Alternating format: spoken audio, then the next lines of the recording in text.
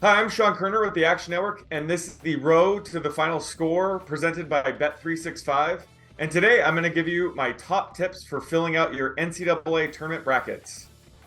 So when it comes to filling out your March Madness bracket, your overall goal is to finish in the top 90th percentile of brackets. And the reason for this is you're likely in an office pool that pays out just the top handful of brackets, and you're likely competing against hundreds of different brackets. So therefore, your goal isn't necessarily to play it safe, take all the favorites, and finish near the middle of the pack. The goal is to take some risks, but also be smart about it.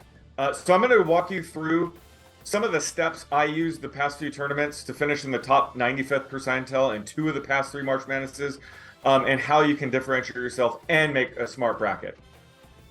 All right, so step one is you have to have projected odds for each team to advance in each round.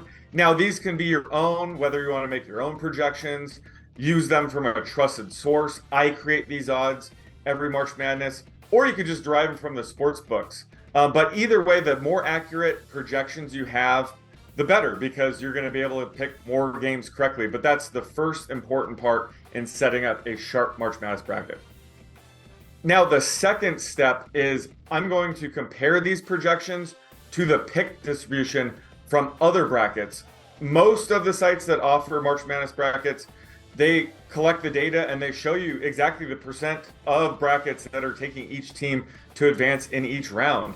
So what I like to do is compare my projected odds to those percent chances, and I tend to make most of my decisions based on that process in order to make sure my bracket won't have too much overlap with other brackets. So, for example, if in the opening round I have a matchup projected to be a true coin flip where both teams have a 50-50 chance of advancing, yet 70% of the brackets have one of those teams advancing, I'm going to go with the team that only 30% of the brackets have advancing. And the reason for that is I'm still showing that team with the 50% chance of advancing. But if they do advance, I'm only going to be sharing that point with 30% of the brackets out there.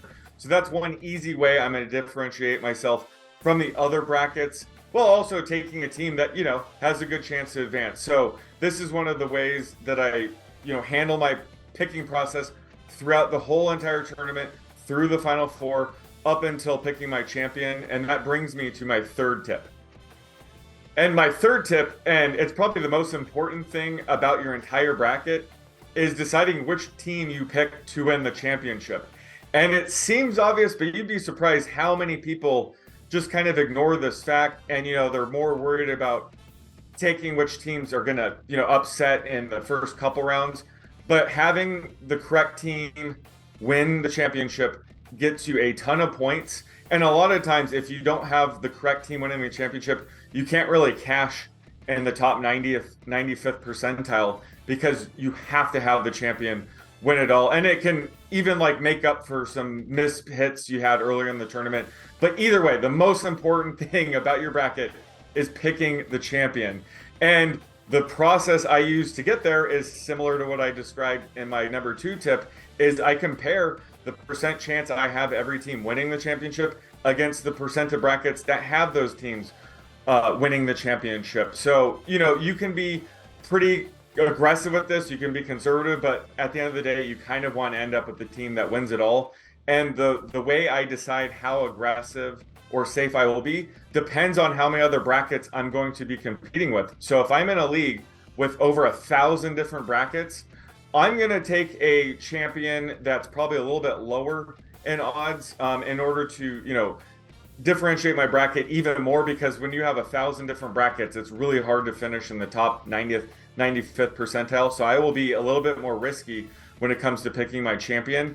However, if I'm just in a group of, say, 10 friends, I'm going to be a little bit safer and just take a lot of teams that I think have the best chance to win, especially my champion. I'm going to be a little bit less aggressive if I'm competing against fewer teams. So that's kind of my overall process on how I pick a champion.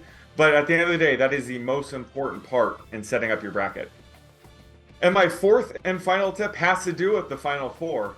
And when it comes to the Final Four, I like to have the sum of all the seeds in my Final Four be right around 9 to 11. So the first part is, you can't have all the number 1 seeds in your Final Four, so that would be a sum of 4. when you do that, you're going to have a lot of overlap with other brackets. A lot of people, take the 1 seeds to make it to the Final Four. You also don't have to get too crazy. You don't need, 2 or 3 teams that are an 8 seed or worse in your Final Four either. We might see some few upsets in the first couple rounds of the tournament, but in general, once we get to the Final Four, we're going to have the best teams still around. So that's why I tend to make sure the sum of my Final Four seeds add up to 9, 11. I'll adjust it depending on the size of the league I'm in.